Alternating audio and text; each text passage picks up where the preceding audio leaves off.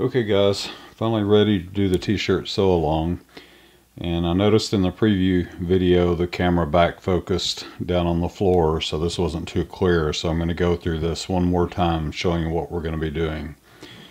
So this is a t-shirt that I made before. It's too big for me now, so I'm going to make something a little bit smaller this time that fits me a little bit better. And this t-shirt features, let me turn it wrong side out so you can see what we're going to do.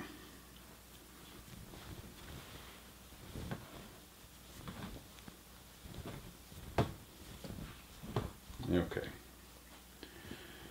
It has French seams along the sleeve here, so you can see that. I'll show you how to do that. Basically, you sew it wrong side together, and then you flip it around and sew the seam to seal it off. And then you can see I did 2 rows of stitches, actually 1 row right here to hold it down. And so that's what you see. There's the seam on that side, and there's the stitch, the top stitch that I did along the shoulder line to hold it down into place so it stays locked down nicely. And then across the back we have a band that we've cut, and basically you sew that in when you sew the neck band on, and then you flip it over this way, fold the seam under, and then you just stitch it along the edge here, and you'll see that on the back right there. So that protects the neck. And then obviously a French seam on that side also. The sleeves have cuffs on them, that way they'll hug your arm. So you can see the gathering, they're smaller than what the sleeve is. So I cut them about 2 inches smaller because self fabric will stretch out a little bit over time. Now, this is a real good quality fabric. I'll put the link in the previous video announcing the sew along as to where to get it. Silhouette Pattern still has it in stock, so I'd get it. I've washed this shirt many times and it still basically wears as good as new. And I also did a band on this one. When I sewed it up, I wanted just a little bit more length on it.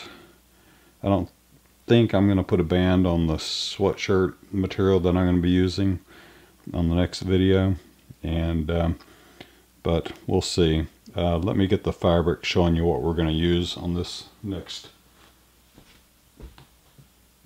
sew along.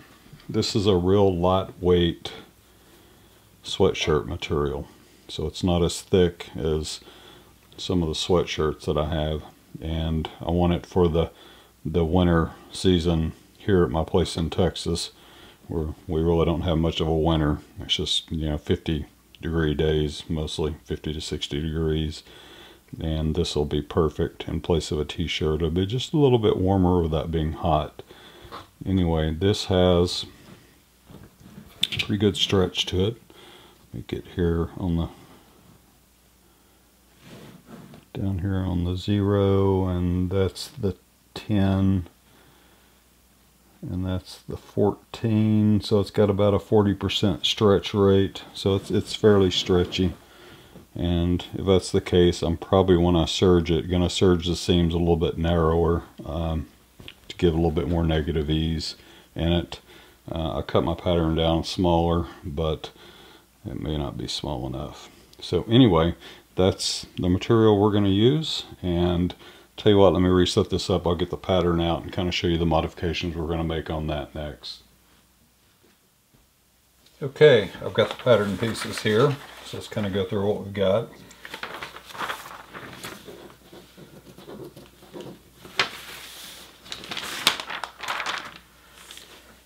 This is the back piece, and this is the front piece. And when you get your commercial pattern, more than likely what you will have is you'll have a sleeve, long and short, and then some predetermined neckband. I cut my neckband longer than what I need, and the reason I do that is because every different knit that you're going to use is going to stretch differently. So one size doesn't fit all when it comes to neckbands. Mine's 26 inches, and it's about 1 inch and 3/4 roughly. And anyway, so I'll serge it on, and I'll fold it in half and serge it on. So I'll end up with about, see if it goes in half here and gets serged on, it'd be a little over about 5/8 of an inch when it's all said and done as far as the width goes. And so what I'm going to do is sew it on, baste it on like I said, and then we'll figure out the length and we'll cut it, sew it together, and then finish sewing it on. So we'll baste it first and then we'll serge it on. So anyway, that's what I do. Cut it longer than what you need, and then figure out once you start sewing it on what the length is going to be. Let the fabric tell you the length it needs to be. Okay, I'm going to use a band like this on my sleeve, and so I'll cut this on the fold, and that'll allow it to go all the way around, and I'll end up with a seam right here that goes into the seam on the shirt. It should match up, and so it'll be put on just like this one is put on. And so that's been put on with a serger. Actually, this one was put on with a cover stitch, and you can do that. I'll probably just serge it on, turn it under, and then I'll come top stitch the seam down. We'll go through that once we start sewing it up, some of those techniques. And so we got a long sleeve. This will be the band. The band is always about 25% smaller than the sleeve. That way, for example, this shirt that I bought, it's an expensive shirt, and I like mine about that tight so that they'll stay, and it keeps this extra fabric up here from sliding down on my hand like that. So mine will be cut to where it's about that size, so it won't slide over my hand. So that's the goal. And let me measure my sleeve so you can kind of get an idea of what. Okay, so that sleeve width is 5 inches. And then once I cut this, it's going to be about 8 inches. So it'll be about 2 inches shorter than what this is when it's all said and done. Okay, so that takes care of the sleeve, that takes care of the neckband. This is my piece that goes across the back of the neck. Once I get it in, and I showed you how to measure that on the other one. Once I created my pattern, I've got a lot of muscle from sports, football and stuff like that years ago in high school and stuff, and weightlifting. And so the back of my neck sticks up enough to where I have to bring my seams forward about a little under a ½ inch. And so that's what I've done on this pattern. I added this bit here and took the same amount off the front, and that way when I sew it together, if I put the bottom seams together down here, the arm's eye matches up, and that's how far it'll come forward, that slack that's back there. Alright, so next thing we need to do for the back is, let me get rid of these pieces, and I'm going to show you how to draft this piece that goes across the back. Alright, I'm going to line this up on my marker here, put pattern weight. I've got a piece of paper folded in half that I'm going to use. I'm going to put it on the fold here that when I cut this out. Okay, I'm going to come down the shoulder seam here 3/4 of an inch, and I'm going to put a mark at 3/4 of an inch. So that mark goes right there, and then I'm going to come down to the bottom of this 4 1/4 inches, and I'm going to put a straight line right there. Okay, now I'm going to take this curve ruler and I'm going to put the 0 where the edge of the straight line is, about halfway down it, and that straight line's a little over 1 inch long. And then I'm going to draw a line that represents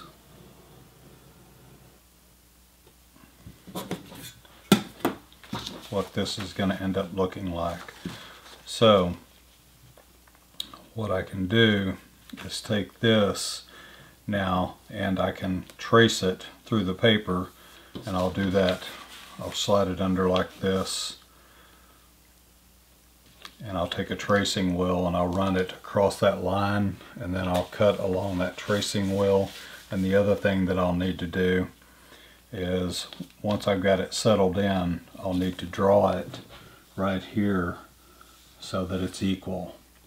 So what you can do is, you're already going to be on the fold, so that'll give you your other side like so, and just draw in your neckband right there, and then use your tracing wheel and go over that portion right there. And then we're going to take this and just cut along the line, and cut along our line along our neckline. And I tell you what, let me go ahead and get the tracing wheel. I'll go ahead and do that just so that I can show everything and I don't leave anything out. So let me do that real quick. I'll be right back. Okay, I'm back. Alright, so we'll take this tracing wheel. We've got that lined up along the edge. Got a little bit beyond the drawing line down there to give ourselves enough room. We're just going to take it right here, press it so we have a line to follow.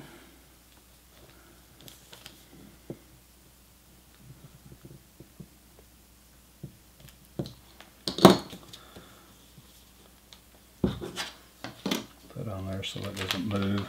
And I've got a good drawn line there. And now I'm going to flatten this out, and I'm going to draw my line for my neckline.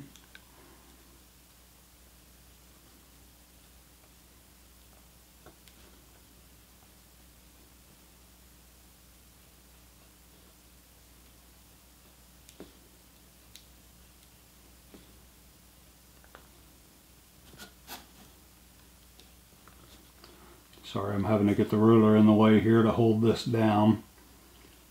It's nice and flat. So I can keep my line along the neckline.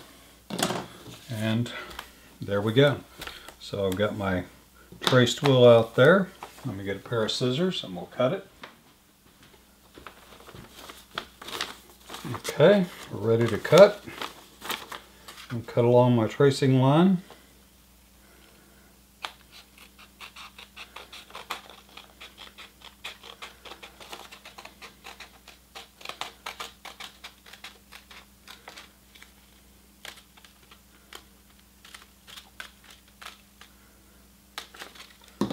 Forgot one additional line. I need to draw my shoulder line out to my mark. So put it back on the 1/2 inch mark.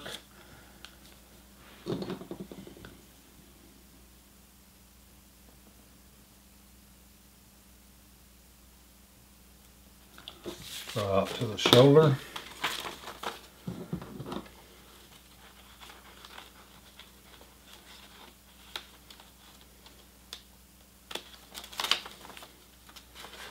Now I've got my angle.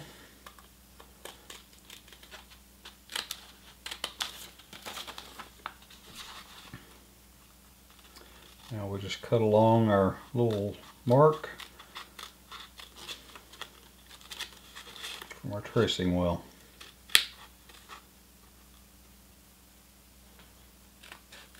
Sorry, I'm having to get this around in the light where I can see it.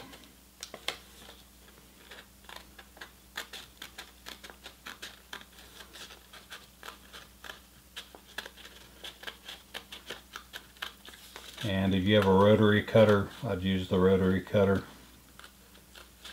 I didn't bring mine out, but I'll use it when I actually cut my pattern out. My fabric out of my pattern, I should say.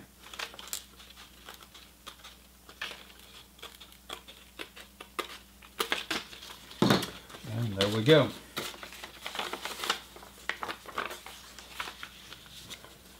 Now we have a piece that will match each side of the shoulder. It's cut on the fold. It'll go along there nicely, and that's all there is to creating that piece. Again, we're going to fold this under 1/4 inch along this edge when we sew it on to hide all the seams. These will all be caught up here in the shoulder and the neck seam, so we don't have to worry about those. So we'll go through that.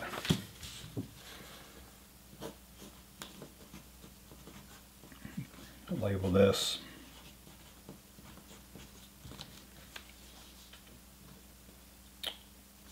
And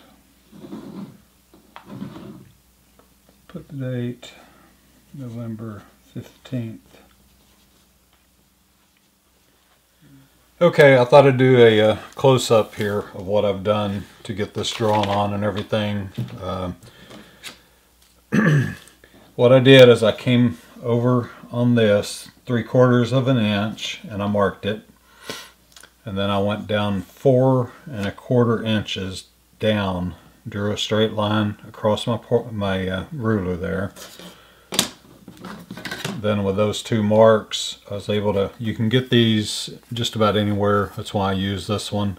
It's Fairgate, and they're metal rulers. They come in sets of 3. It comes with a hip curve and a square and everything if you want to get a full set for pattern drafting.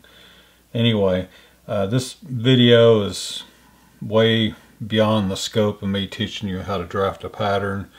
You'll see some videos on YouTube where people show you how to copy an existing pattern. No sense in recreating that, and so that may help you. But I didn't want to go into it here because it gets a little bit too complicated. Anyway, so look at my previous video. I've got links to all kinds of patterns on there, and some that can be drafted to your measurements even. So look at that one. So we put that down, then we drew our line connecting it to our dot there and our dot there. So that gave us our template basically. Took a piece of paper, put it on the fold. This is the fold line here that we're going to cut on.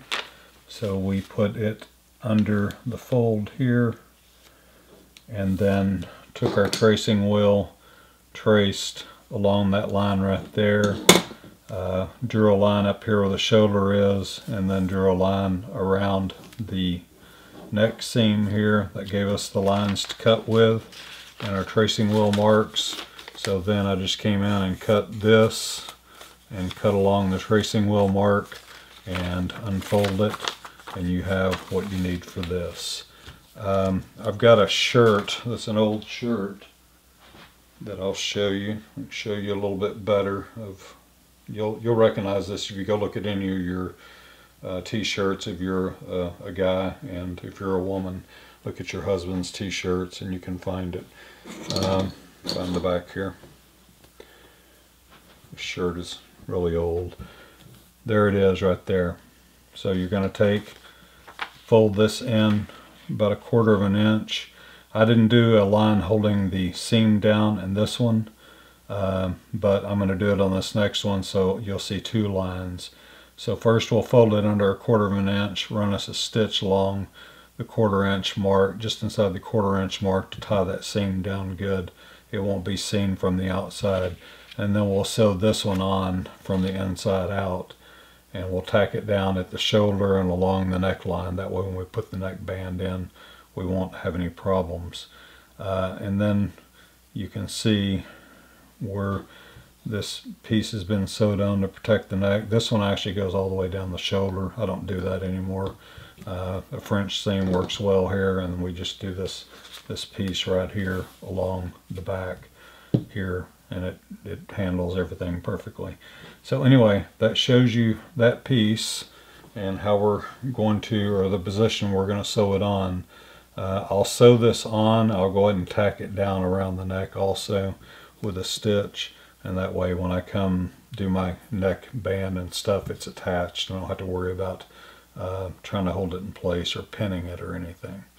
Anyway, this shows you a shirt that was made from self fabric, which is what we're going to do. And I'll show you this one. It's going to show up better than the previous one I did. So the neck band's made from self fabric. You can see the band on the sleeve there.